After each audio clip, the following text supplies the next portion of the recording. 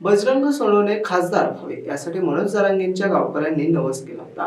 अखेर पंकजा मुंडेंचा पराभव करून बजरंग सोनवणे खासदार झाले आणि मातोरीकरांचा नवस पूर्ण झाला। त्यामुळे मातोरीतील ग्रामस्थांनी बजरंग सोनवणेंची पेढे तुला आयोजित केली होती। मोबाईल